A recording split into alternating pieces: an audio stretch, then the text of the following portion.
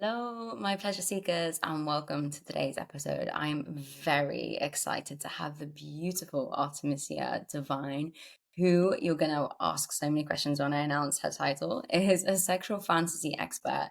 She teaches the world's leading sex experts the meaning of sexual fantasies and how to bring them out of our heads and into our beds. So, welcome today, my darling. It's absolutely wonderful to have you. Thank you for joining me today.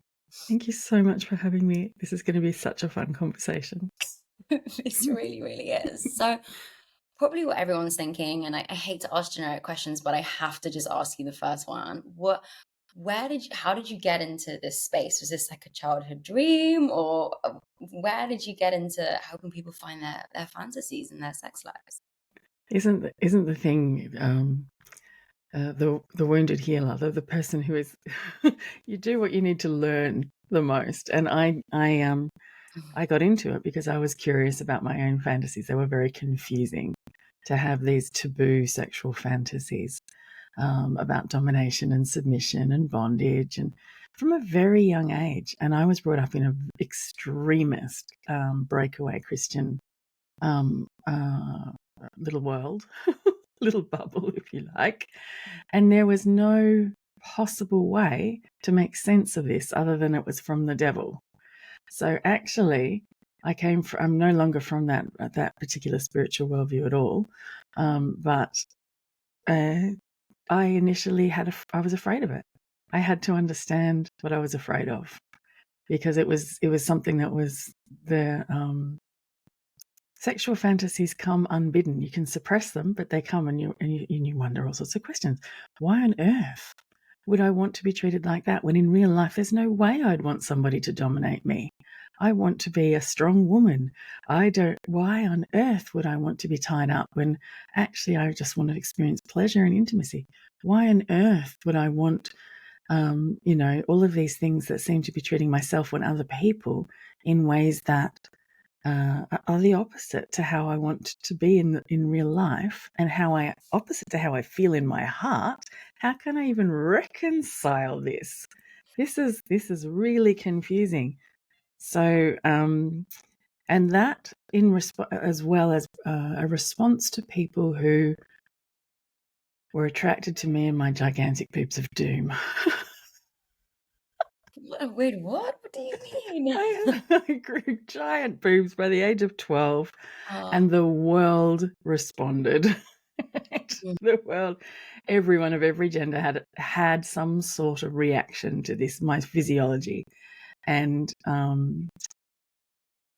I had many experiences where desire was something that was not shared with me. It was taken from me. It was something that somebody wanted something from me, and they didn't even see who I was.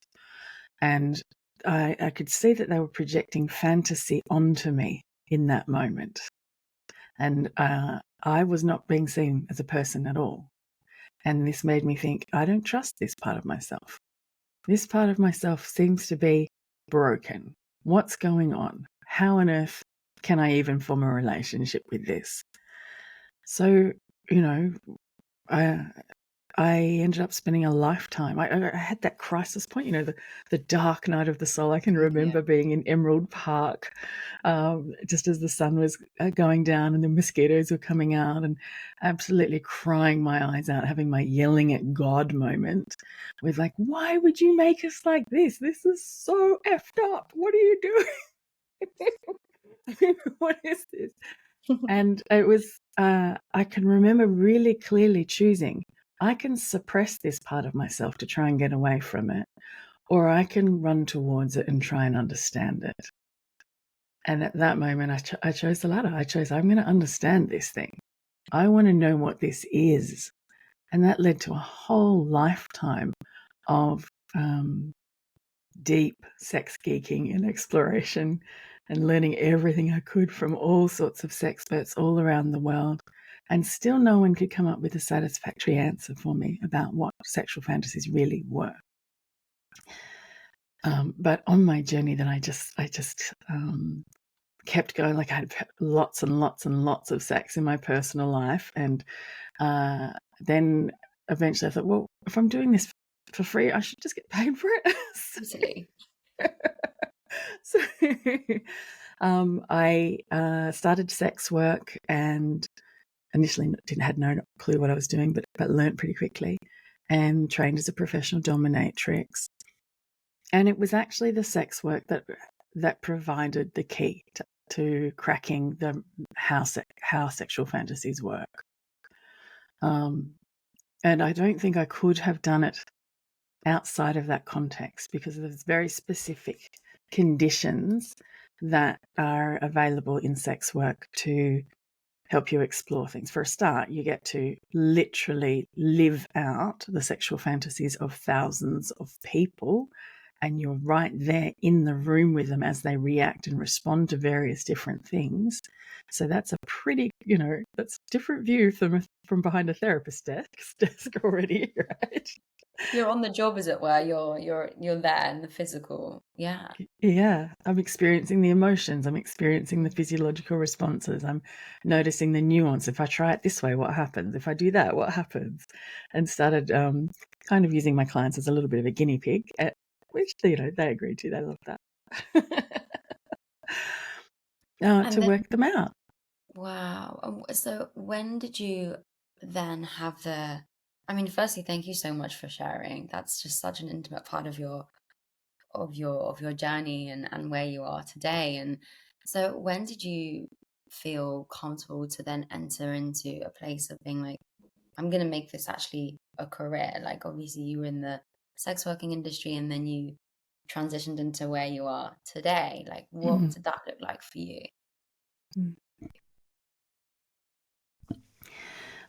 So it's the reactions of my clients. I initially just went into sex work because I wanted some money. I wanted an operation really quickly, and I wanted lots of money to make it happen. And I was not thinking about anything holy at all about sex. I was just thinking this is a service now. Like I was now beyond my initial upbringing and going, no, sex is a good thing. Sex is positive. It's good. It's healthy. And I'm going to, create a service where people get to experience the kind of sex they want to experience. And I can get paid for it because I'm really good at it. Amazing. Do you know what? I feel like by you saying that, so many people will think, same. I want to get into that space. Totally. Yeah. But I kept having these strange reactions. Like when people first contact you for sex, and when I very first started, I didn't know what I was doing at all. I just had a newspaper ad in the paper and I went to country towns because I really was ignorant. I had no idea what to do. And I thought, my body's not conventionally beautiful. I'm unconventionally beautiful. So maybe the farmers will be more lenient on my body, and I will go out to the country and I'll just put a newspaper ad in instead of going into the city and having a flashy photo shoot. And I didn't. So when people would initially contact me, all they knew was my 2-line description of myself as a busty blonde. Thank goodness the giant boobs of doom started paying my way. Oh my God. And they were already in an altered state of consciousness by the time that they were calling me, because being sexually aroused is an altered state of consciousness. Totally. You think differently, you feel differently. Everything becomes an innuendo. It's like certain parts of your processing mind turn off and other ones turn on. And they were already in that state, so they would speak to me from dirty talk already, and rather than how you'd be expected to be approached in polite society. Day-to-day life. Yeah.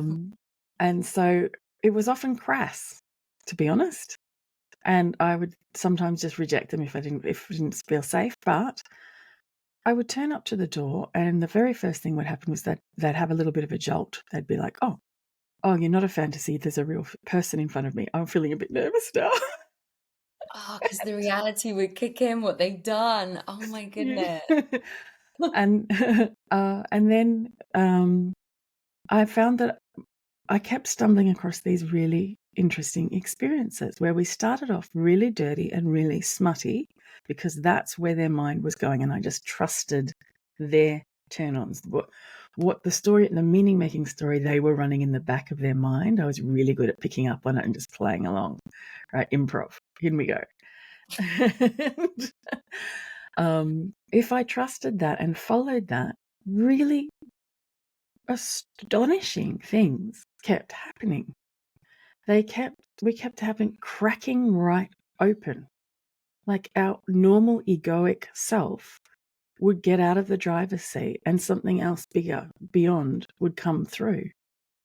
And we would often cry. Like I'd end up with somebody who was, had approached me really crass, would end up just crying because he'd say something like, I didn't know I could feel this way again. My wife has died. I didn't know it was possible. I just met you half an hour ago, and look, this feeling is possible again. I didn't even know this was, and we could both feel it. It was way beyond words. Goosebumps all through your body, like, whoa, what just happened then? What was that? How did smut lead to that? What was going on there? That got my mind absolutely fascinated. I couldn't leave alone. I had to understand how this was working. So then I started a much more sophisticated version of sex work. Got lots of training from lots of people, set up a place in Sydney, which I got named The Divinery because my name is Artemisia De Vine, but my clients started nicknaming it The Divinery because it was a multi-roomed little space, townhouse in the inner city, which had a dungeon in it, and it had a sensual boudoir and an erotic massage room. And I'd learned a lot more skills by this stage. I had some sweet skills from some of the world's leading sex experts, so that was good. And I would sit them down on my red velvet couch and ask them all about their past peak experiences and their sexual fantasies, any repeating sexual fantasies, the ones that have the most heat for them, that they would know work for them. Then I started asking the right questions. It took a lot of working out. This is not something that I had modeled to me by any of the other professionals that I'd had the privilege of working with. I had to work this out on my own.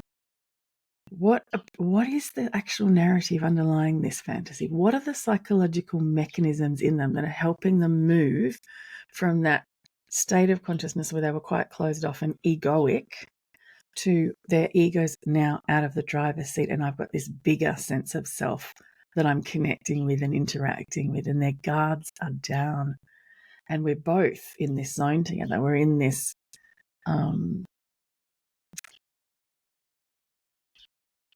it often would feel really spiritual. It would feel like, the very last thing you're thinking about when you're coming in horny and feeling like, oh my goodness, I want dirty sex, right? is trying to get into a spiritual state or an intimate state. It's the last thing you're thinking of. And yet, again and again and again, if I trusted the story underneath their fantasies and lived out the key parts, that's important, the key parts, the psychological effects, then we kept stumbling across and finding these profound states again and again and again. And sometimes they would just lead to a more ecstatic kind of sex. Sometimes it would lead to, that was the best orgasm of my life. Yes, I know. And then Of course. Yes, of course, darling, of course. And then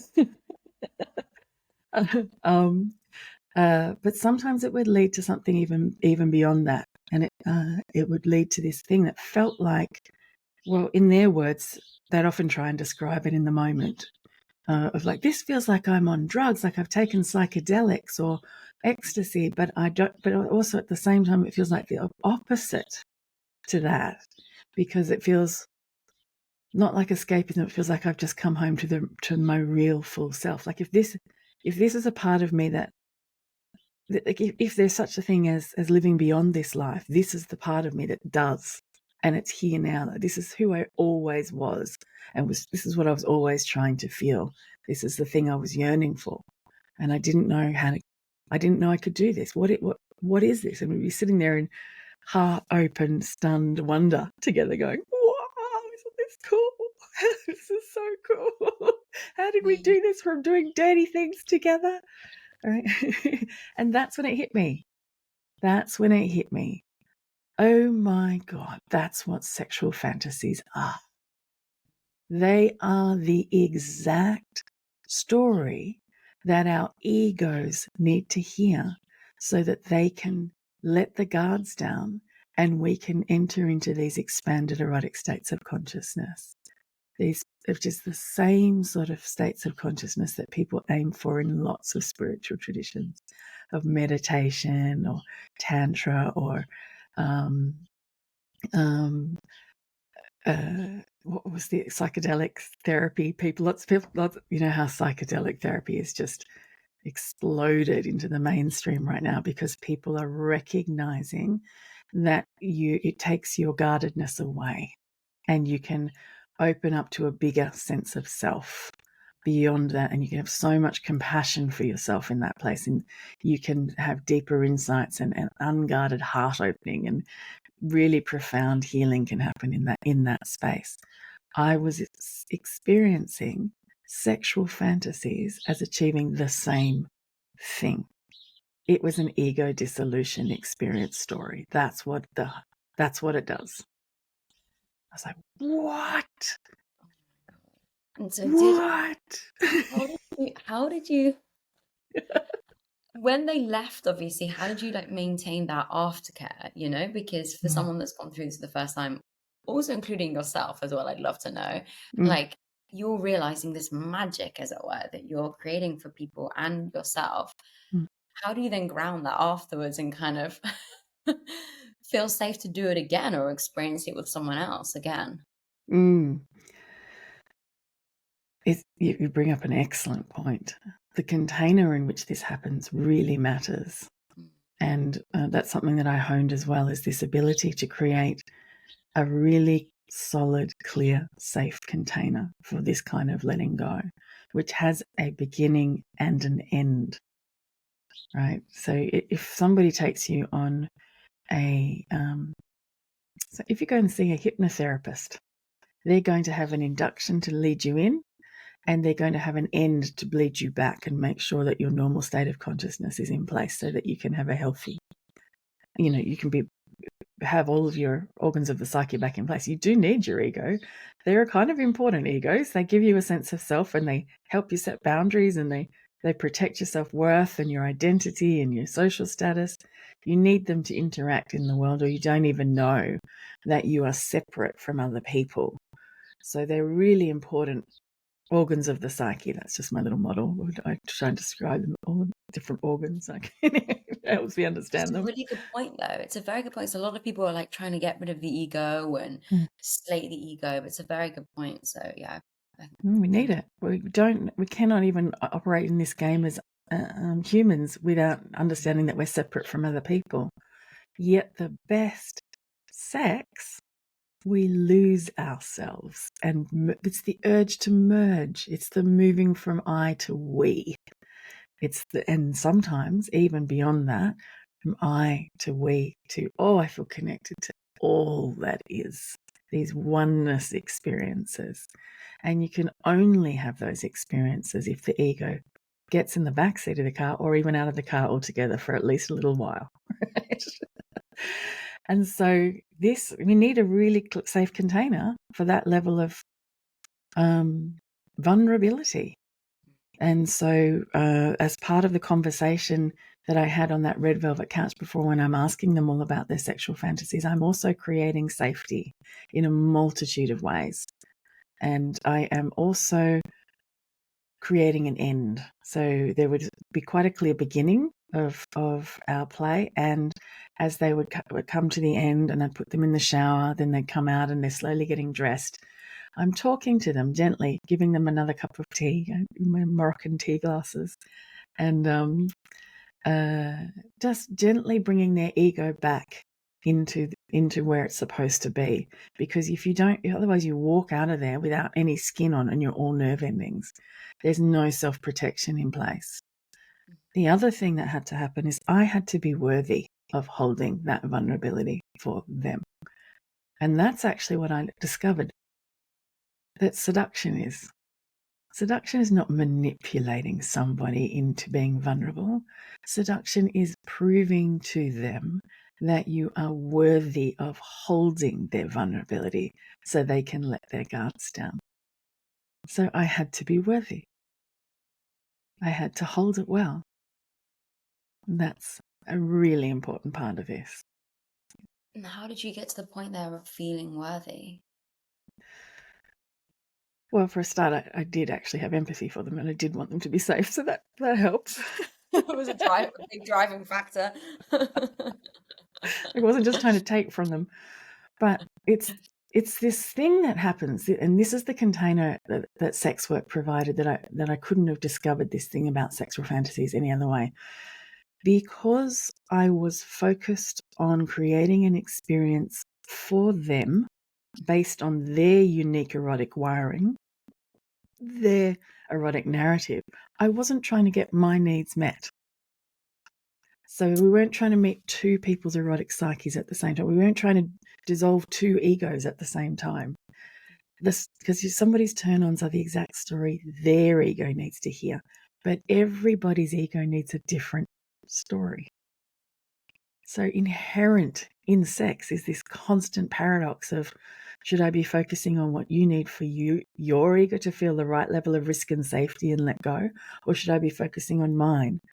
And there's constantly this unconscious struggle. Even when you think that you're giving to somebody else, you're actually stopping them from dropping fully into it because you're not owning your own desires. There's this whole thing that's constantly unconsciously blocking the fullness of where you can go. And that's why so many of my clients were having this experience for the first time when they were with me, because they'd never had anyone focus on the story, because that's what sexual fantasies are, the psychological story. Oh, have we got the internet there still? Yes? All good. Okay. The psychological story that their ego needed to hear, it specifically deals with the things they have around their self-worth, their identity, their self-identity, and their social status fears.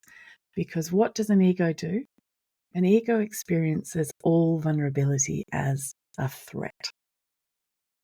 All egos do not want to allow any vulnerability ever.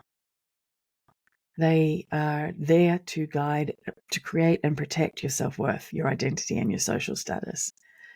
Those things are going to be in the way if you're going to try and get to these oneness experiences of urge to merge and letting go and just pure experiencing in the moment. These more expanded states. I prefer expanded over transcendent, because transcendent feels like it's going out and away.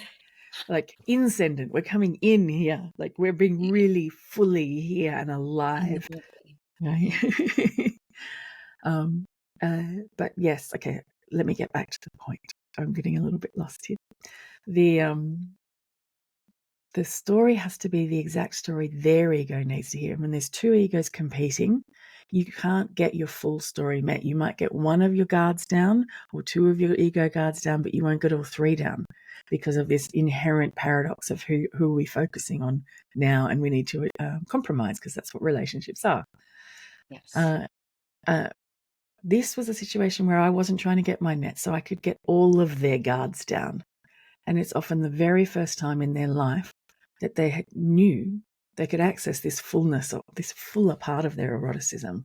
Like, whoa, this is what it's like when I get to follow my own story all the way to the end without having to compromise it. This is what I can open inside of myself. Wow. I thought to myself, goodness me, I could teach people how to do this.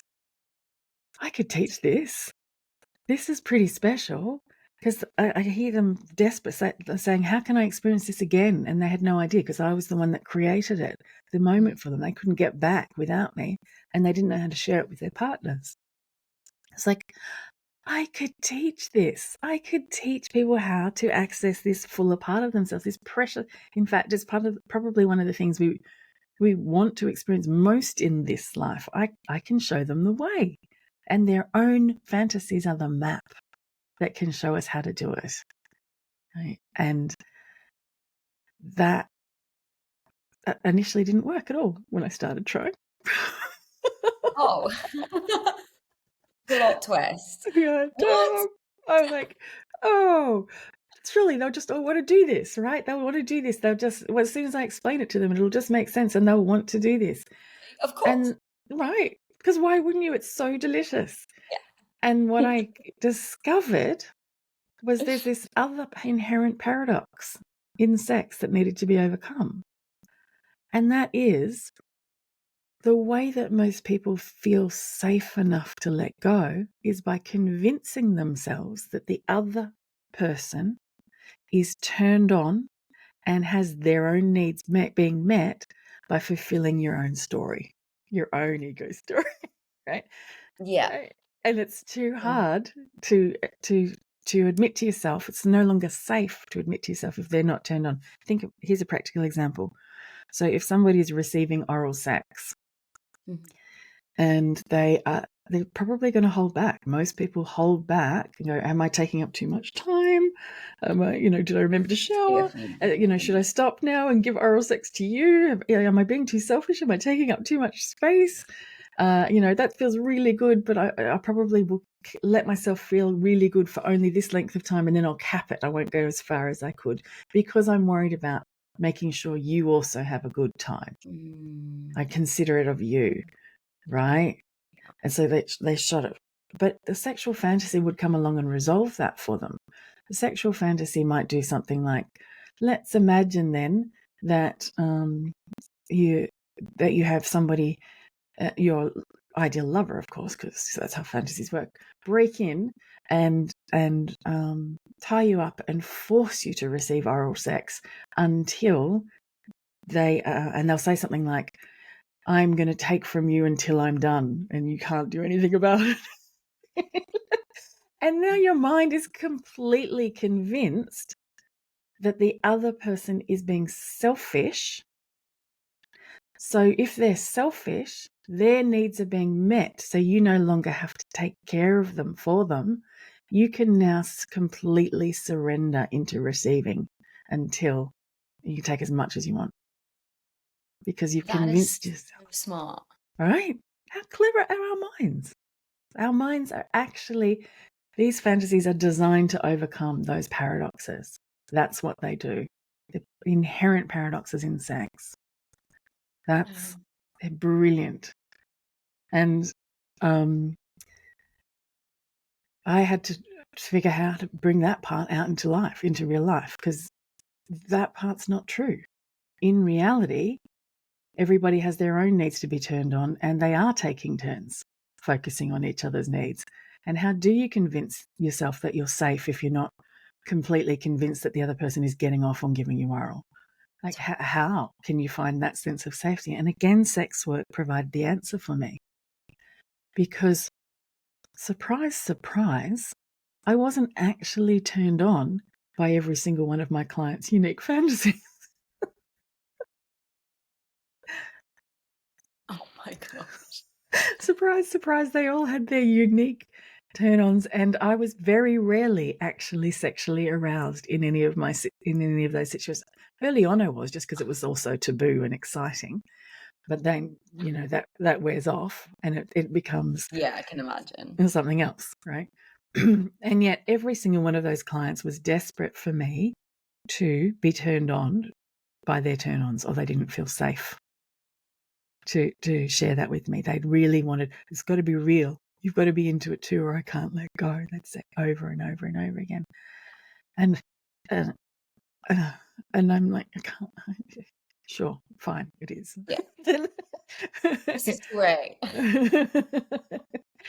Initially, I just faked it to please them, and that then I ended up burning out from doing that. That's no good. I don't recommend that as a tactic at all. I ended up changing this tactic completely and describing to them instead a scenario where I was because this is true, I was really enjoying myself, delighting myself in figuring them out and getting the response from them that I wanted.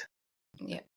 So I noticed that I was going into play. When I started approaching it like that, I was like, okay, I'm playing a game. I'm working them out. I'm hunting down their psyche and pinning it down and getting them to respond. And how fun is that? And I would get into that, and they could feel my nervous system dropping into the flow state of play. If my nervous system is genuinely in the flow state of play, I've got genuine joy and enjoyment radiating from me. They can feel the trust. Yes, they can feel, I want to be there doing this with them, which is an indifferent thing to I'm turned on by your turn-ons. How often were you doing this? This is a lot of energy your side. Yeah, that's why you end up charging for it. It's an art form, right? Absolutely. This is an Yeah, art form. absolutely. If you want somebody to understand your psyche and carry you safely through a deep experience of your own eroticism, you should pay for it. And very a significant amount as well. That's right. Yeah. Now what I do is I train people how to do this. I train other sex workers, professional dominatrixes, sex educators, sexologists, and I get sought out by a lot of therapists. They love it as well. I didn't mean to become the person that therapists come and learn how to deal with sexual fantasies, but they seek me out because they have none of this in their training at university. Can you imagine that in a module? It's like Sydney University. Like, I would love that though. I think it would draw in so many people. You Yeah. should be in university. Yeah. You absolutely should be.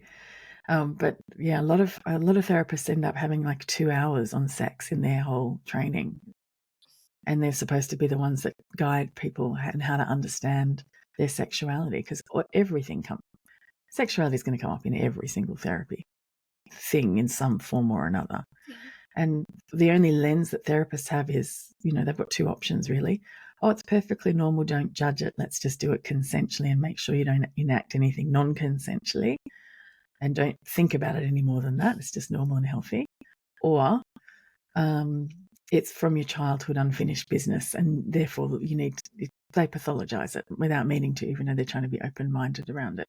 This framework that I'm offering, the Divinery Method framework, is offering a new framework that depathologizes it. It's like, actually, this is a normal, healthy brain response that just reflects the normal, healthy psychological mechanisms when you move from one state of consciousness to another. Do you think many people know their fantasies as well? Because this is deep work for people to even firstly admit, I can imagine, and secondly, work out what their real fantasies are, not what they've seen on something like porn or someone else's opinion or what they think they should have as well. Mm-hmm. Yeah. You're right. There are lots of people who think that they know what turns them on, and it turns out that they're not aware of that underlying erotic narrative at all. In fact, lots of people think they don't even have sexual fantasies, and it turns out that they do once they do a bit of digging. They just didn't know what to recognize them as. But that is one of the things that I have to teach people in the Divinery Method. And in fact, I'm going to offer a freebie to your audience if they want to begin learning how to unpack their own, becoming aware of their own unconscious narrative. You can go to myfantasyis.com, and I'll walk you through an exercise. You don't have to reveal to anyone your actual sexual fantasies to do this. In fact, you can do it on your commute if you want to. It'll be fine. But probably put your earphones on if the kids are around. Spice up your Monday morning commute to work. But it's an exercise where I get you to bring up a Google search image search of a celebrity that you find attractive. Okay. So you don't have to have had sexual fantasies about them. You just find them attractive. You think, oh yeah, they've got something nice about them. There's something magnetic about them. I like them. Then you've got lots of images in front of you of them looking the same. It's the same body, it's the same age, it's the same person. And normally you'd think, oh, what turns me on is because they're beautiful. And yet when we're looking at all of these pictures, you will find some more attractive than others. Why? Interesting. Why? And I'll walk you through how to break that down and become aware of some of those psychological cues that they're giving off on that picture and not that picture, and that's what's making you safe.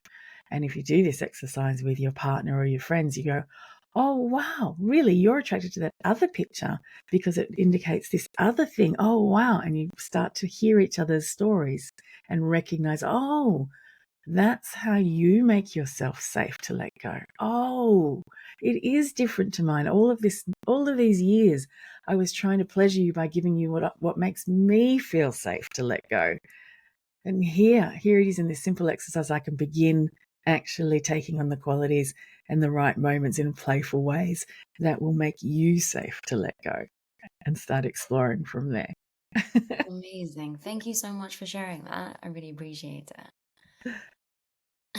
You're so welcome. And so do you find any kind of like common patterns or themes with people when they are venturing into this space around, say they're with a lover or they're with a partner and they don't even know how to communicate this to their partner? Like, how would you kind of suggest going down that route and feeling comfortable and safe to even start the conversation, let alone investigate what your fantasy is or their fantasy is? Yeah. Well, the very first thing is ban the question, how was that for you, babe? Oh my God, I hate that. I hate that. I literally, I said that recently actually he's now my ex-partner, but I said that not for that reason, but I remember saying that to him, like, please just stop asking that question. Like, it's so unattractive. Like, my entire body's like, And how can you answer it? It puts you in a double bind where you cannot, like, what they've done is they've put their ego on a little vulnerable platter in front of you and said, just validate it. Don't criticize it because otherwise I'll be crushed. And then how can you tell them the truth of your experience, that it's different to theirs, if it's going to crush their ego? Like, it just puts you in this impossible position where you cannot answer the truth for them, because to do so would, mean they never get an erection again because they're too terrified. Right? You can't tell the truth. So that question gets banned. I developed, because of this exact problem, I developed an exercise to teach people, which it's part of the divinery method, and it's called panning for gold. And it's a specific way of, there's more to it than this. Once you start understanding what to look for, it gets more and more profound. But on a very simple level, instead, take out any criticism whatsoever. You think about the experience after you've just had an erotic encounter with somebody, and not in the afterglow, but when you're still quite open. So you might be getting ready to put your clothes on and go and get a cup of tea. That's when you might lean in and start. You might say, "Oh, highlight reel. That specific moment was really juicy," or that specific moment was really made me feel this way. So basically, it's called panning for gold, because even if the sex was kind of mediocre, you can still do it. It's like when you pan for gold, you put your pan in the river and you bring up a whole lot of sand and a few dots of gold inside of it. So in this process, you only focus on the gold. You don't focus on the sand at all, because that's the clues. Whenever there was a moment when your arousal was starting to head in the right direction, that's revealing what your particular narrative is in that moment. So you dig into that moment and you forget the sand. You go right into it and you just go, okay, how I would do it. And I didn't even realize I was doing it with these sex work clients, because it just feels like a really fun conversation. It feels like sharing, and they experience it as praise. After the sex, I would be, I found that moment when you completely just surrendered to me when I said that dirty line, completely hot. Like, I got to feel really powerful, and like, I loved that. I loved seeing that moment of realness when you cracked open in that. and there was a moment before when you did this little wiggle with your when you tried on those high heels and did some cross-dressing, and you tried on this little wiggle, and then you looked at me with such vulnerability and at the same time as feeling cheeky. That was sweet. I really liked that moment. So I'm pinpointing very specific moments that were working for me. Then I'll turn it around on them and go, were there any specific moments that were highlights for you? And because I've just modeled how to do it first, right? Nice. Right. Then ask them, were there any specific moments? And initially they don't know how to answer. They'll just be like, it was all great, babe. Yeah, it's great.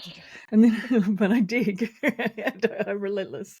Like, oh yeah, what moment? Tell me what was exciting. No. And they start to go, oh, well, actually, that moment when you were standing on the, leaning against the doorpost, and you kind of looked cocky. You knew the effect you had on me. You knew how hot you looked in that moment. Like that was just sexy when you looked at me like that. Immediately, I've gone, okay. See the attitude and body language that is necessary for their story. They need to believe that I know how hot I am and the effect I'm having on them. So, oh, cool. What did you get to feel when I did that? I push again. What do you get to feel? Like, what was that like? You're like, oh, nervous, a bit excited, a bit hot, a bit turned on. Like it was a bit exciting. And we'll dig again. Once you understand the divinery method, you know what to dig for, so you can find the specific parts of their narratives. But start with just looking for their body language and their attitude, because that's going to be key, and what they get to feel as a result of it. And actually, and then the next key question here, and this really matters, this one right here. Then say, oh, in that moment when I was looking at you, what did you find yourself craving that I would do in that moment? Oh, that is such a good. Everyone pause. Write that on your notes if you're commuting into work right now, or turn that up in the car. Oh, so good. Right.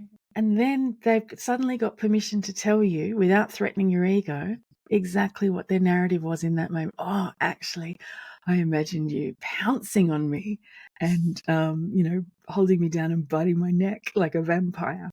And it was a bit primal. When in reality, maybe I sauntered over and touched them really seductively, like I was in some sort of smoky underground nightclub in the 1940s.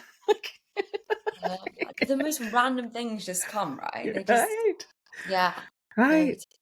So then they've been able to tell me without criticizing me what their narrative is. What are the symbols their psyche needs in order to believe that they can let their ego go? It reveals that way. So there you go. That's panning for gold. Oh my goodness. Wow. Wow, wow, wow. Thank you so much for sharing all of that beautiful wisdom, knowledge, and your experience. And just speaking from your heart. I really appreciate everything you shared today. Really, really do. So thank you. For anyone that wants to get in touch with you, follow you, where can they find you? Okay. If you're interested in working with me, I do take just a few people really deep. I work with people who want to do this whole process. They want to learn the divinery method. So that is at my name, artemisiadevine.com. But if you want that freebie that I talked about before you want to begin, that's at myfantasies.com. And if you get on my mailing list, because social media, anything to do with sex, I could lose the account at any moment, so I don't even bother. So if you want to keep getting these tips, I'm very generous in sharing case studies and stories and tips on my mailing list. And you'll find out when my upcoming book, The Spirituality of Smut, is coming out, and you'll be able to get a copy of that as well. Ooh, can you share a little bit about the book for anyone that wants to maybe delve into that? Sure. The Spirituality of Smut is going to be a more detailed story of what I just told you. Then I'm going to walk you through how I figured out all of the different parts, break down how an erotic narrative works, break down how fantasies actually create that safety for us, and how you could bring that into a real life experience so that you can start having these experiences for yourself. Learn how to create the safe container. Learn how to feel those feelings that actually you sense are there. You know that you yearn for them. There's some part of you hungry for them. They are there, and that yearning is there not for no reason. You can actually have these feelings for real if you start trusting this part of yourself, start trusting your own eroticism. And to trust your eroticism, you have to understand how it works. So that's what I'm going to teach people in the spirituality of smut, with lots of stories, because actually the magic of stories is what it's all about, really. Sexual fantasies are stories. And when did you say that book's coming out? Well, I haven't got an exact release date. I'm working on it. It depends on how many different edits I have to do Oh my gosh. before it goes out. But it's definitely coming. It's on its way. So Okay, cool. Everyone, keep an eye. Well, once again, thank you so much for joining. It's been an absolute honor and pleasure to have you today. I really appreciated your time today. Thank you so much. thank you so much for giving me this chance to talk about the things I love to geek out about. You're welcome. You're welcome. It's always good to do an early morning one as well. Thank you. Hopefully we set you up for the day. So yeah, thank you.